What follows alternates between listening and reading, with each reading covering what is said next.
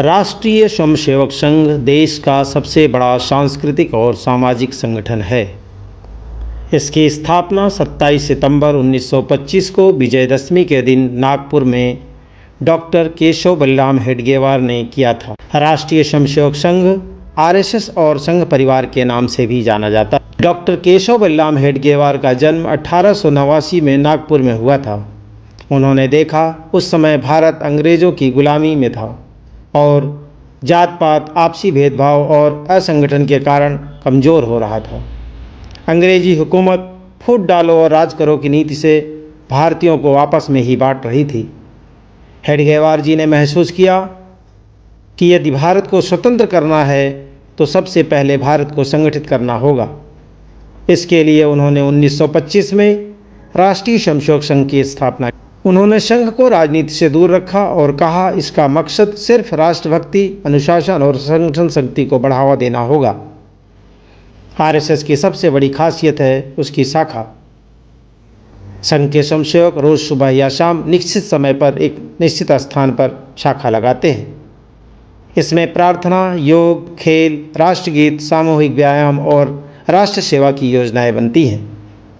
शाखा में हर उम्र का व्यक्ति भाग ले सकता है। शाखा का मकसद चरित्र निर्माण, शारीरिक, मानसिक और बौद्धिक विकास, अनुशासन और देशभक्ति की भावना को मजबूत करना होता है। आरएसएस ने हमेशा आपदा के समय में अपनी सेवा दिखाई है। 1947 के बंटवारे के समय शरणार्थियों की मदद करने की हो, 1962 में चीन युद्ध के और 1965 में भारत पाक युद्ध में सेना की सहायता करने की हो, बाढ़, भूकंप, सूखा, प्राकृतिक आपदाओं से राहत कार्य करने का हो, गांव में शिक्षा, स्वास्थ्य और स्वच्छता के लिए काम करने का हो। आरएसएस केवल शाखाओं तक सीमित नहीं रहा। इसके स्वयंसेवकों ने कई संगठनों की स्थापना की है।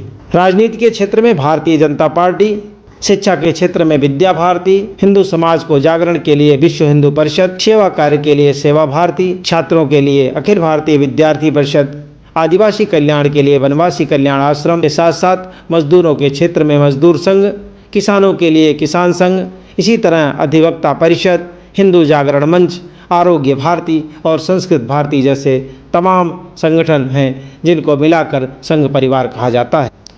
आरएसएस की विचारधारा को लेकर समय समय पर कई विवाद हुए हैं।